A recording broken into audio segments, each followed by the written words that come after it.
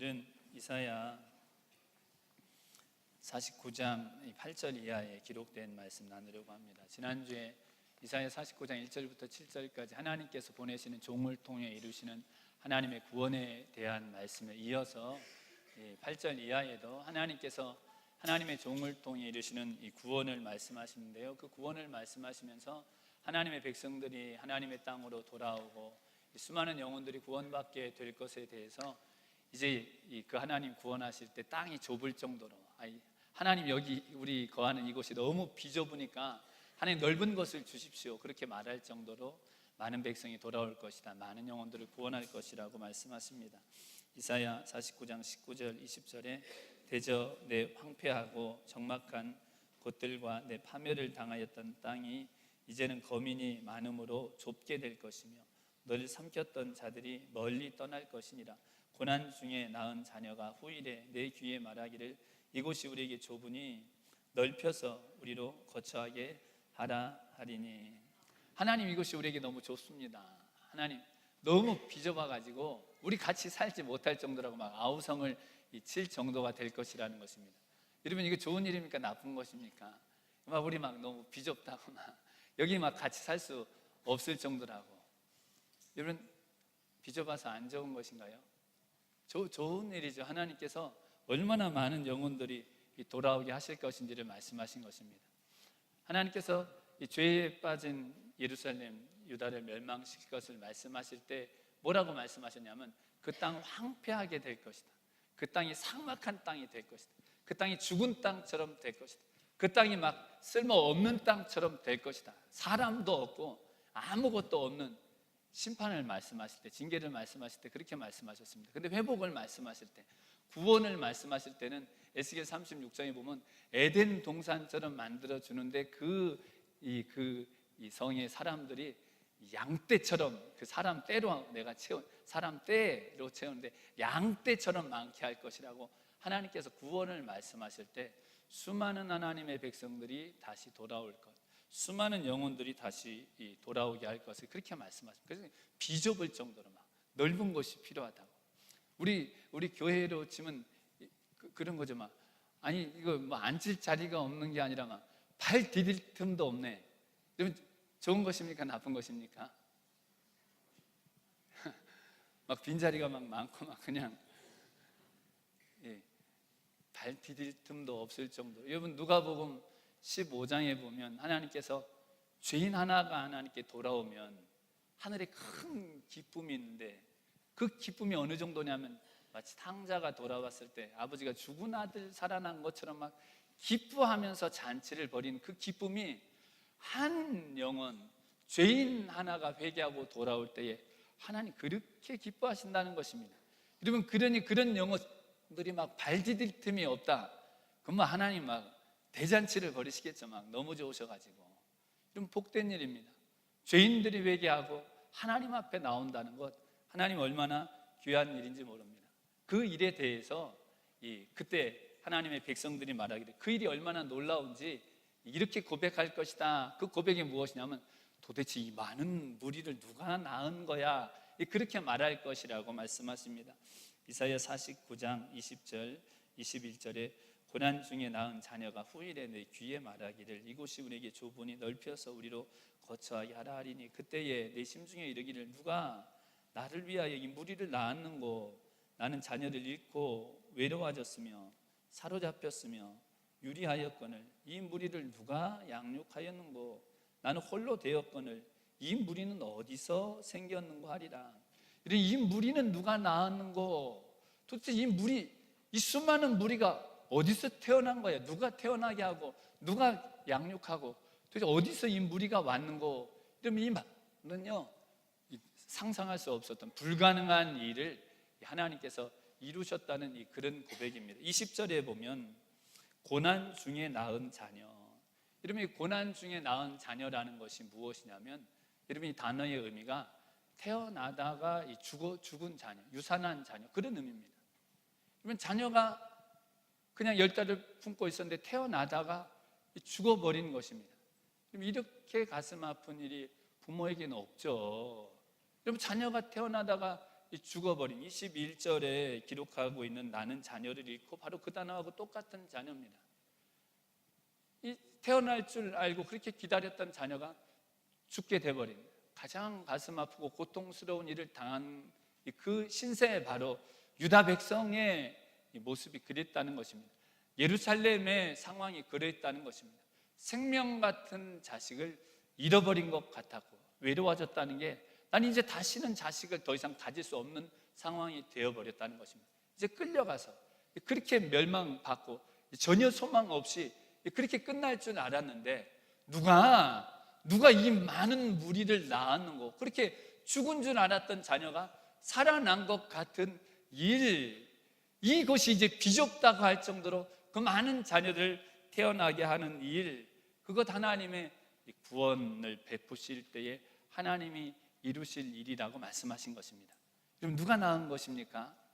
누가 이 무리를 낳았는 거고 수많은 영혼들을 도대체 누가 낳게 하신 것입니까? 하나님이 하신 것이죠.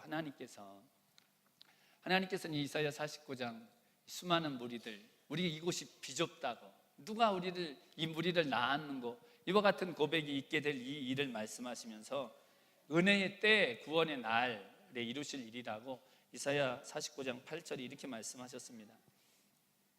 이사야 49장 8절 9절에 여호와께서 또 가라사대 은혜의 때에 내가 내게 응답하였고 구원의 날에 내가 너를 도왔도다. 내가 장차 너를 보호하여 너로 백성이 언약을 삼으며 나라를 일으켜 그들로 그 황무하였던 땅을 기업으로 상속케 하리라. 내가 잡혀있는 자에게 이르기를 나오라 하며 흑암에 있는 자에게 나타나라 하리라. 그들이 길에서 먹겠고 모든 자산에도 그들의 풀밭이 있을 것인지요.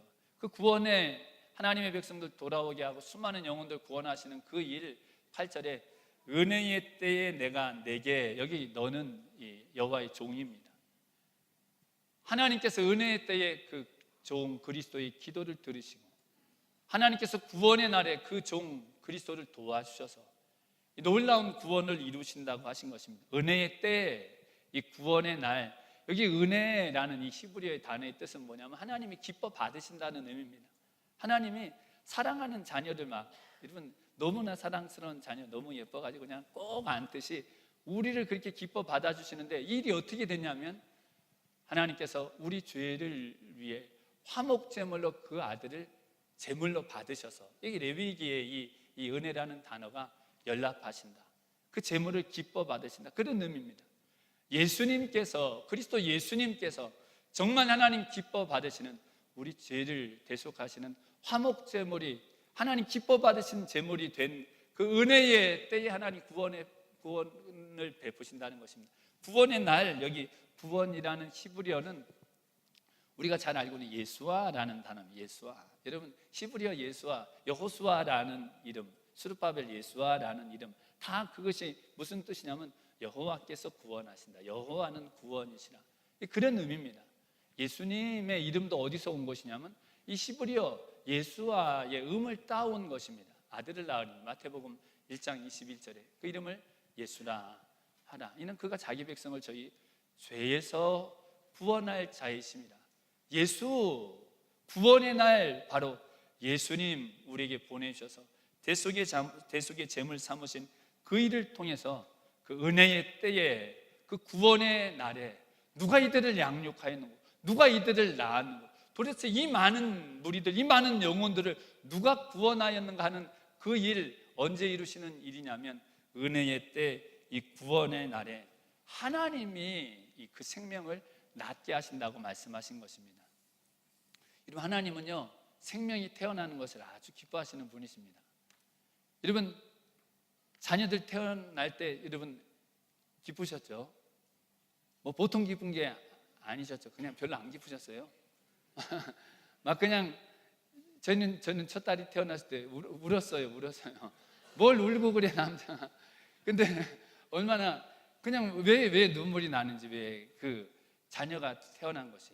여러분 하나님은 생명이 태어난 것을 얼마나 기뻐하시는지 모릅니다. 이사야 46장 3절에 이스라엘 백성을 말씀하시면서 배에서 나무로부터 내게 안겼고 태어서 나무로부터 내게 이 안기운 품기운 너희여, 그렇게 말씀하시죠. 자녀가 태어나면 막 그냥 너무 예뻐가지고 막 끌어안고 놓을 줄 모르는 그냥 그런 부모처럼 하나님은 이스라엘 백성 태어날 때부터 그렇게 끌어안았다, 그렇게 말씀하신 것입니다. 여러분, 자녀를 갖지 못하던 아브라함과 사라 90세에 이삭을 낳았을 때 여러분, 하나님이 함께 기뻐하셨겠죠. 너희들끼리 좋아해, 하나님 그러셨을까요? 그 자녀를 갖지 못하던 그 믿음의 조상으로 부르신 아브라함에게 이삭이라는 생명을 주셨을 때 여러분, 하나님 기뻐하신 분이십니다. 여러분, 누가복음 2장에 하나님께서 예수님을 이 땅에 보내시면서 천사들을 통해 지극히 높은 곳에서는 하나님께 영광이요 땅에서는 기뻐하심을 입은 사람들 중에 평화를, 그 놀라운 찬양, 감격의 찬양을 온 땅에 들려지게 하신 이유가 무엇입니까? 그 예수님 육신 입고 죄인의 모양으로 십자가 대속의 제물로 보내신 그 일 때문에 수많은 영혼들이 태어나게 될 것을 하나님이 계획하시고 그 일이 기쁘셔서 하나님이 그 천사들을 보내셔서 그 놀라운 이 영광의 찬양, 감격의 찬양을 하나님 부르게 하신 것이죠. 하나님은 생명을 기뻐하십니다. 생명이 태어나는 것, 여러분, 자식이 태어나고 손주가 태어날 때 말할 수 없는 그 기쁨, 하나님은 그것을 기뻐하시는 분이십니다. 누가 이 무리를 낳았는고 하나님께서 은혜의 때, 구원의 날에 그 아들을 보내서라도, 아들의 생명값을 치러서라도 하나님은 생명 건지시는 것을 기뻐하시는 분이시라고 말씀하신 것입니다. 누가 이 무리를 낳았는고? 하나님이 낳으셨다 그랬죠. 근데 이 고린도 전서에 보면 사도 바울이요, 고린도 교회 성도들 내가 너희를 낳았도다 그렇게 말합니다. 고린도전서 4장 15절 16절에 바울이 이렇게 고백합니다. 그리스도 안에서 1만 스승이 있으되 아비는 많지. 고린도전서 4장 15절, 그리스도 안에서 1만 스승이 있으되 아비는 많지 아니하니 그리스도 예수 안에서 복음으로서 내가 너희를 낳았습니다. 이런 바울이 누가 낳았다 그래요? 내가 너희를 낳았습니다. 바울이 그렇게 말합니다. 이거 하나님이 사실 낳는 것이죠. 근데 바울이 내가 너희를 낳았다. 바울이 고린도에 가서 복음 전했습니다. 바울이 그들을 위해 기도했습니다. 말씀으로 양육했습니다. 생명으로 낳은 자녀처럼 그들이 바울에게 소중한 존재였습니다. 내가 너희를 낳았도다. 일만, 그 수많은 스승이 있어도 나는 너희를 낳은 아비다.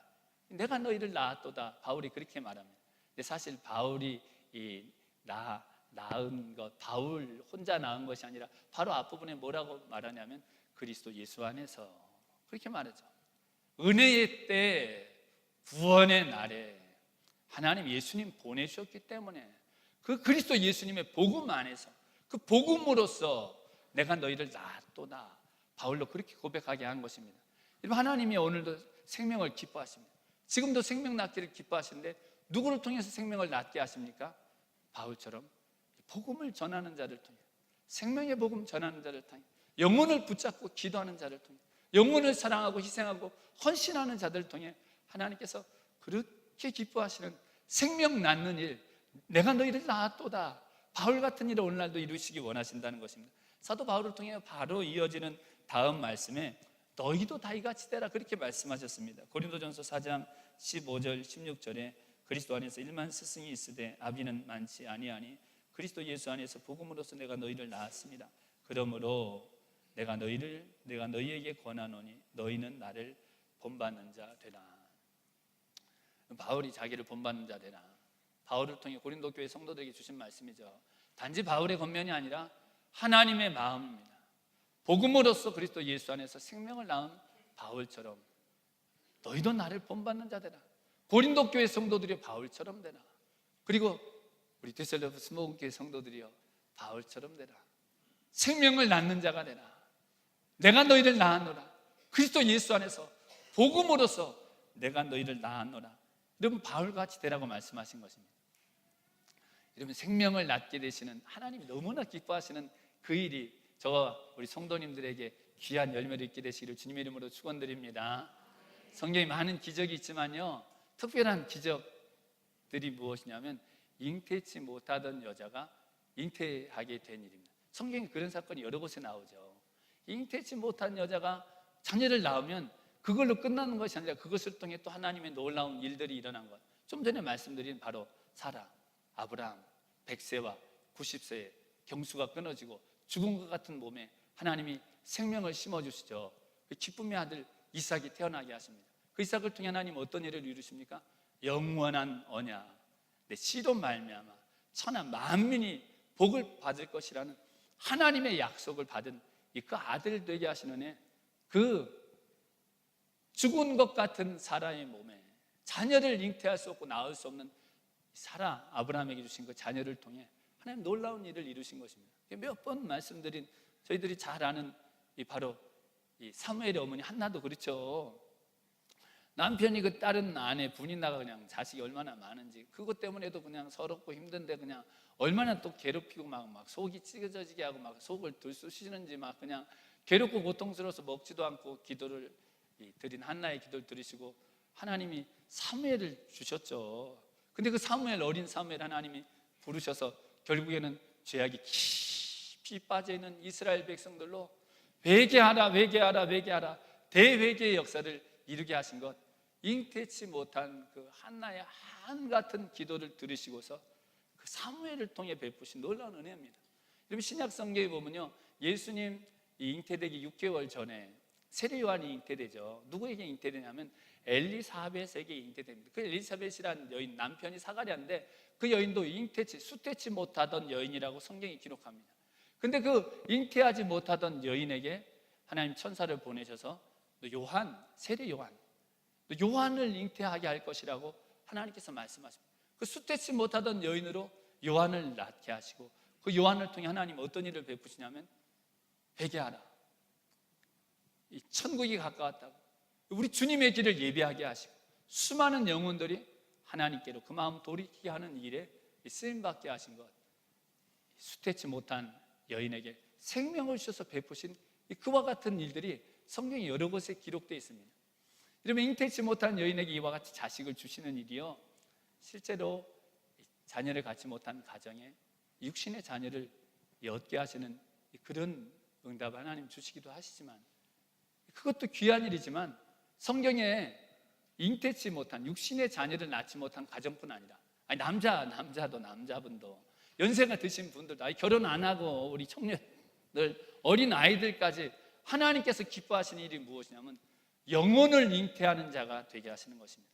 영혼의 생명, 하늘의 생명을 낳는 자가 되게 하시는 것입니다. 하나님이 그토록 기뻐하시는 하늘의 생명을 낳는 자, 하나님 전에는 잉태치 못하던 나에게 하나님의 생명을 잉태하는 자가 되게 하시고 마음의 영혼을 품고 그를 위해 기도하고 또 기도하고 희생과 사랑과 헌신으로 복음을 전하고 사랑을 나누고, 그래가지고 정말 하나님이 그렇게 기뻐하시는, 막 태어나면 하나님 끌어안고 막 감격하시는 하늘의 잔치가 벌어지는 그 생명을 낳게 하시는, 누가 이 무리를 낳았는고, 누가 이 영혼들을 태어나게 하였는고 하나님께서 기뻐하실 생명 낳게 하시는 그 은혜가 여러분 2019년에는 어느 해보다도 더 저 우리 성도님들 이 교회 귀한 열매, 풍성한 열매로 있게 되시기를 예수님의 이름으로 축원드립니다. 아멘. 두 번째, 이 무리를 누가 낳았는고? 그리스도 예수님 안에서 은혜 때 구원의 날에 복음으로서 생명을 낳게 하시는 그 일, 정말 자녀를 낳는 것 같은 해산의 수고가 그 하늘의 생명을 낳게 하는데도 있게 하신다는 것입니다. 해산의 수고. 그렇지만 그 해산의 수고를 통해 얻은 자녀가, 여러분 자녀가 보물이라고 그러죠. 보물, 제일 귀한 보물, 우리에게 보물 같게 하시는 것, 하나님 최고의 상, 최고의 복 되게 하신다고 말씀하신 것입니다. 오늘 이사야 49장 18절에는 그 구원받은 이 백성들이 신부의 예물 같다, 그렇게 말씀하십니다. 이사야 49장 17절 18절에 내 자녀들은 속히 돌아오고 너를 헐며 너를 황폐케 하던 자들은 너를 떠나가리라. 내 눈을 들어 사방을 보라. 그들이 다 모여 내게로 오느니라. 나 여호와가 이르노라. 내가 나의 삶으로 맹세하노니 내가 반드시 그 모든 무리로 장식을 삼아 몸에 차며 뛰기를 신부처럼 할 것이라. 여러분 이 말씀이 어떤 의미냐면요, 신부가 몸에 차고 장식하는 예물입니다. 예물, 가장 귀한 보석, 구원받은 돌아온 하나님의 백성들이 예루살렘 성에, 그리고 포로로 끌려갔던 유다 백성들에게 보석 같을 것이다. 신부의 예물, 가장 값진 보석. 우리를 신부라 그러죠. 교회를 신부라 그러죠. 우리에게 최고의 선물이 되게 하신다고 이 말씀하신 것입니다. 이 최고의 선물, 사실 그냥 보석, 그런 보석일 뿐 아니라 좀 전에 말씀드렸던 것처럼 자녀처럼 세상에서 가장 내게 귀한, 가장 나를 행복하게 복되게 하는 그런 존재를 의미하는 것입니다. 빌립보서 4장에 보면요, 사도 바울은 빌립보 성도들을 향해 나의 기쁨이요 나의 면류관이라고 고백합니다. 빌립보서 4장 1절에 그러므로 나의 사랑하고 사모하는 형제들, 나의 기쁨이요 면류관인 사랑하는 자들아, 이와 같이 주 안에 서라. 그럼 나의 기쁨, 면류관은 왕관입니다. 보석이 막 얼마나 많이 박혀있는지 반짝반짝 그 값어치를 따져도 대단한데 최고의 상, 나의 기쁨이요 면류관이라고 빌립보 성도들에 대해서 그렇게 말하면서 사도 바울은 이 빌립보서 4장 1절에 그들을 사랑한다는 말을 3번이나 반복하고 있습니다. 날 사랑하고, 아가페입니다. 날 사모하는, 내가 간절히 갈망하는, 너무나 내가 그냥 사모하는 나의 기쁨이요 면류관인 사랑하는 자들아. 얼마나 빌립보 성도들이 사랑스러웠는지. 이런 빌립보 성도들은요, 사도 바울에게 오늘 이사야 49장 20절 말씀처럼 고난 중에 낳은 자녀입니다. 죽은 줄 알았던 그런 자녀 같은 그런 성도들입니다. 사도행전 16장에 보면 빌립보에 가 사도 바울이 복음을 전하죠. 복음 전하는데 여러분, 그 빌립보에 있던 점치는 귀신 들린 여인에게서 귀신 쫓아내죠. 여러분, 그 여인이요, 귀신 들려갖고 점을 너무 잘 치는 거예요. 그야말로 용하기도 이렇게 용한 이 점쟁이가 없어가지고 얼마나 많은 사람들이 모여갖고 돈을 벌게 해줬는지. 근데 그 여인이 바울이 가서 복음 전하는 곳마다 너에게 구원을 전한 하나님의 종이다 막 그 얘기를 해주는데, 이거 한두 번은 괜찮은데 가는 곳마다 그러니까 복음 전하는 게 방해되고 바울이 괴로워서 예수 그리스도의 이름으로 그 여인에게서 귀신아 나오라, 그렇게 귀신을 쫓아냅니다. 그 귀신이 떠나고 나니까요, 이 여인이 점치는 능력이 사라져가지고 그 주인들이 더 이상 아주 떼돈을 벌었는데 이 귀신 쫓겨난 것 때문에 바울을 심히 막 그냥 바울에게 분노해가지고 바울을 끌고 관원에게로 바로 그 자리에 데려갑니다. 이 유대인이 어디서 왔는지 우리 도시에 받아들이지도 못할 풍속을, 회개한 풍속을 전한 자라고, 그걸 고발을 하고 그 고발을 들은 관원들이 그 자리에서 흥분해갖고 바울과 실라의 옷을 그 자리에서 찢고 바로 몽둥이질을 합니다. 죽도록 때립니다. 그리고 깊은 옥에 쇠고랑을 발에 든든히 채워가지고 옥에 가둬버립니다. 복음이 막 더 이상 전해지지 못할 것 같은 그런 상황이 생겨버린 겁니다. 하나님, 도대체 어떻게 이런 일이 생길 수 있습니까? 하나님 복음 전한 나에게 어떻게 하나님 이와 같은 일이 일어나게 하십니까? 그렇게 절망할 수도 있을 것 같은 상황인데 사도 바울이 그렇게 하지 않죠. 한밤중에 바울과 실라가 그렇게 두드려 맞고 그냥 발은 이제 족쇄에 채워졌는데 거기서 하나님께 기도하고 찬미했다고 기록하고 있습니다. 여러분, 이 찬양은요 정말 감사함으로 막 하나님의 영광의 나라를 본 것 같은 그런 감격 중에 드리는 찬양입니다. 막 힘들고 지쳐가지고 막 그냥 그렇게 드리는 그런 찬양이 막 나올 때도 있죠. 너무 힘들어가지고. 근데 바울과 실라가 드린 찬양은 감격 중에 막 하나님의 영광을 본 자, 막 기적을 본 것처럼 막 하나님께 드리는 그런 찬양입니다.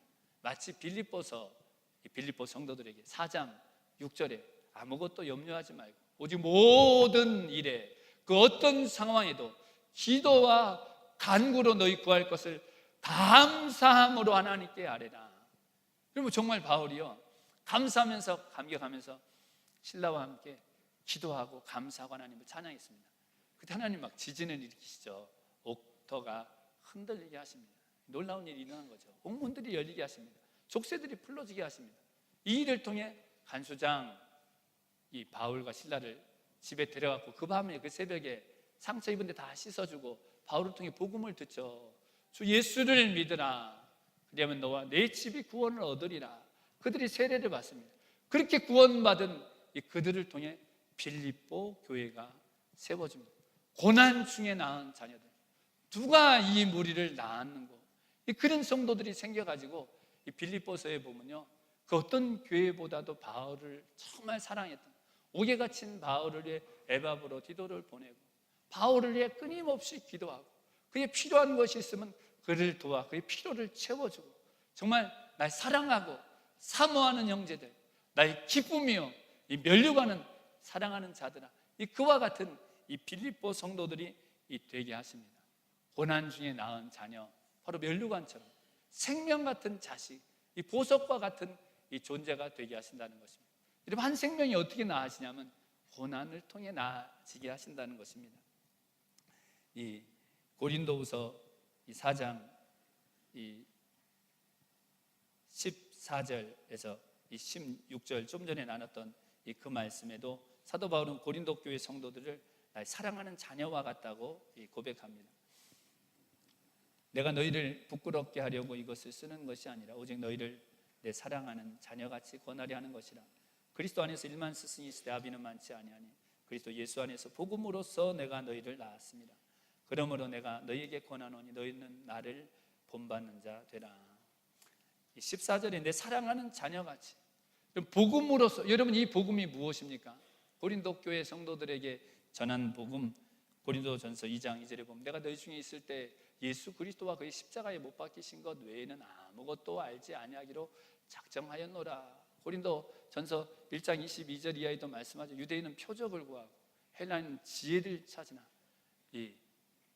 오직 우리는 십자가에 못 박히신 그리스도를 전하니 유대인에게는 거리끼는 것이요 헬라인에게는 미련한 것이로되 오직 유대인이나 헬라인이나 부르심을 받은 자들에게는 그리스도는 십자가에 못 박힌 그리스도는 하나님의 능력이요 하나님의 지혜라고. 여러분, 그 복음으로서 생명 낳은, 생명 같은 사랑하는 그 자녀 같은 그 복음 자녀 어떻게 낳았냐면 십자가 복음으로서 낳았다고 말씀하고 있는 것입니다. 한 생명, 여러분 정말 해산하는 수고를 통해 영원히 태어나게 하신다는 것입니다. 예수님 보내주셨죠. 은혜의 때, 구원의 날에 아들의 생명 통해서 우리에게도 주님께서 그 그리스도 예수님 통해 우리를 해산의 수고로 태어나게 하신 것 같은 그 수고를 하는 자가 되게 하신다는 것입니다. 고린도서 6장에 보면요, 사도 바울이요 오늘 이사야서 49장 8절에 기록된 그 은혜의 때, 이 구원의 날에 하나님이 구원을 베푸신다는 그 말씀을 그대로 인용합니다. 우리 이사야 49장 8절의 말씀을 인용하면서 이렇게 말씀합니다. 고린도후서 6장 1절 2절에 우리가 하나님과 함께 일하는 자로서 너희를 권하노니 하나님의 은혜를 헛되이 받지 말라. 가라사대 내가 은혜 베풀 때에 너를 듣고 구원의 날에 너를 도왔다 하셨으니 보라 지금은 은혜 받을 만한 때요 보라 지금은 구원의 날이로다. 보라 지금 은혜 받을 만한 때요 보라 지금 구원의 날이로다. 사도 바울이 그렇게 선포한 것입니다. 이사야 선지자를 통해서 하나님 말씀하셨습니다. 은혜 때에 내가 너를 듣고 너에게 응답하고 구원의 날에 내가 너에게 응답했습니다. 그리스도 예수님 통해서 이루실 이 구원의 역사를 수백 년 전에 이사야 선지자를 통해서 예언하셨는데 오늘 이사야 49장 말씀. 근데 사도 바울이요 보라 지금은 은혜 받을 만한 때요 보라 지금은 구원의 날이로다. 그 그리스도 예수님 이미 보내셨기 때문에 지금이 바로 그 하나님의 은혜가 역사하는 때라는 것입니다. 지금이 바로 그리스도 예수님 그 구원의 역사가 있는 때라는 것입니다. 그 은혜 받을 만한 때 구원의 날의 은혜가 어떻게 이 은혜를 베푸시냐면 1절에 보면 사도 바울은 고백하기를 내가 하나님과 함께 일하는 자로서. 바울이 하나님과 함께 일하는 자가 되었다는 것입니다. 아까 하나님이 낳으셨다 그랬죠.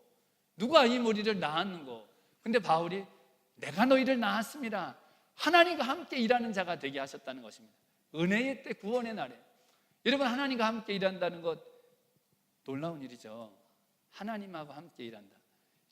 대단한 큰 능력을 가진 사람하고 함께 일한다는 것 그거 정말 귀한 일이죠. 특별한 일이죠. 근데 하나님하고 함께 일하는 자가 된다.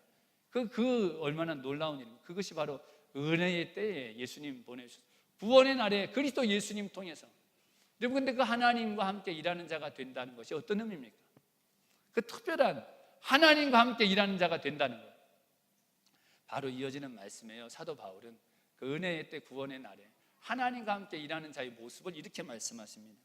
고린도후서 6장 2절에서 6절에 가라사대 내가 은혜 베풀 때에 너를 듣고 구원의 날에 너를 도왔다 하셨으니 보라 지금 은혜 받을 만한 때요 보라 지금 구원의 날이로다. 우리가 이 직책이 회방을 받지 않게 하려고 무엇이든지 아무에게도 거리끼지 않게 하고 오직 모든 일에 하나님의 일꾼으로 자천하여 많이 견디는 것과 환난과 궁핍과 곤란과 매맞음과 갇힘과 요란한 것과 수고로움과 자지 못함과 먹지 못함과 깨끗함과 지식과 오래 참음과 자비함과 성령이 감화 거짓 없는 사랑과.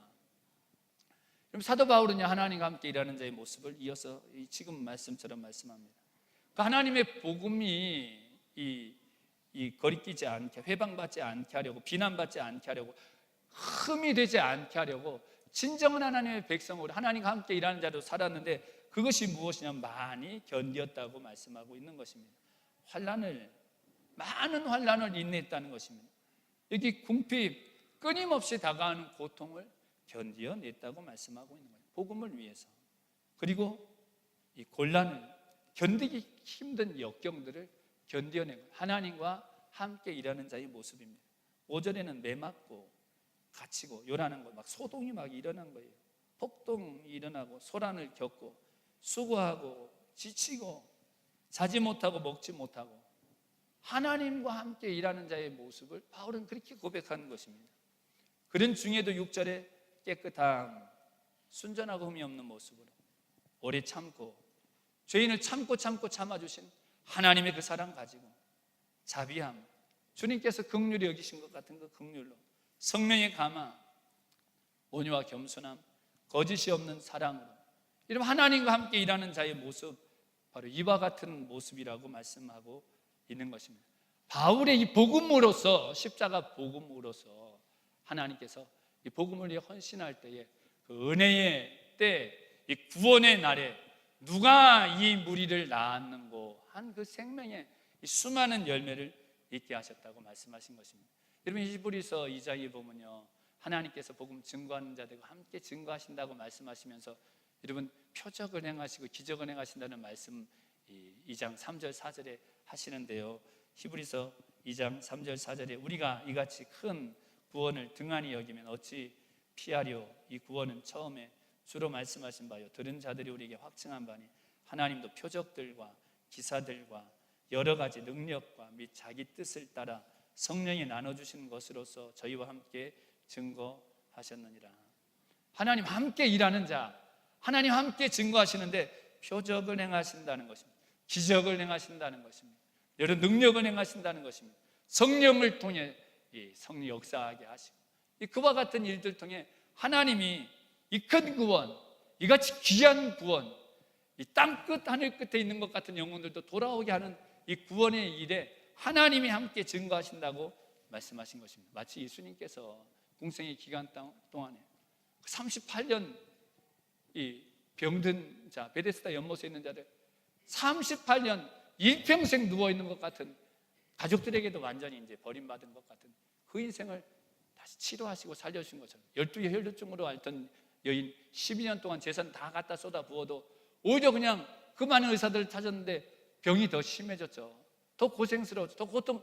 그 여인 예수님 옷자락만 잡고도 낫게 하신 것 같은 그런 기적들을 행해 주시고 수가성 우물가 여인 그 평생의 깊은 아픔, 마음속에 간절한 갈급함, 그 영혼 깊은 것을 만져셔서 생수가 솟아나는 것 같은 생명의 은혜를 입게 하시고 용서받지 못할 죄들을 용서받게 하시는 예수님이 가는 곳마다 베풀으신 그 생명의 기적, 하나님이 함께 행하기를 원하신다는 것입니다. 어떻게 함께 행하신 것입니까? 좀 전에 고린도서 6장 3절 이하에 하나님과 함께 일하는 자, 복음을 위해 우리가 참고, 여러분 바울이 그랬죠. 사도들이 그랬습니다. 복음을 위해 그 환난을 역경을 견디고 그 수많은 고통과 괴로움에도 오직 예수님께서 가셨던 십자가의 길을 따르는 그들과 하나님이 함께 일하실 때에 표적도 기적도 능력도 행하셔서 생명을 그렇게 기뻐하신 하나님께서 영혼이 태어나게 생명이 태어나게 하시는 그 일을 베푸신다고 말씀하신 것입니다. 한 생명이 태어나는 것, 여러분 이 땅에도 해산의 수고가 있죠. 아까 말씀드린 것처럼 하늘 생명을 얻게 되는데도 해산의 수고가 필요한 것입니다. 영혼을 가슴에 품고 기도하고 그를 위해 사랑하고 헌신하고 주의 복음을 전하고 주의 사랑을 나눌 때에 하늘의 잔치가 열리는, 한 영혼 때문에 그렇게 기뻐하시는 그 일을, 누가 이 영혼을, 하늘 생명을 얻게 하였는고, 누가 이 무리를 낳았는고 하신 그 일을 하나님 오늘날도 이루시기를 원하신다는 것입니다. 보라, 지금이 은혜 받을 만한 때요, 보라, 지금이 구원의 날이라고 말씀하신 것입니다. 우리에게 능력이 있어서가 아니라 예수님 때문에 십자가에서 우리 죄를 대신 담당하신 예수님의 복음이 전해지고 그 예수님 안에 있을 때에 우리를 통해 생명이 일어나게 하시는 그 일이, 여러분, 올해는 우리 교회 더 많아지시기를, 저에게도 우리 성도님들 통해서도 하나님 발 디딜 틈이 없이 수많은 영혼들을 주께로 돌아오게 하시는 그 일에 우리를 사용하셔서 신부가 띠뛴 생명 같은 보석으로 장식한 하나님이 기뻐하시는, 하나님과 함께 기뻐하게 하시는 복된 백성 되게 하시는 은혜가 말씀처럼 충만하시기를 예수님의 이름으로 축원드립니다. 아멘. 기도드리겠습니다.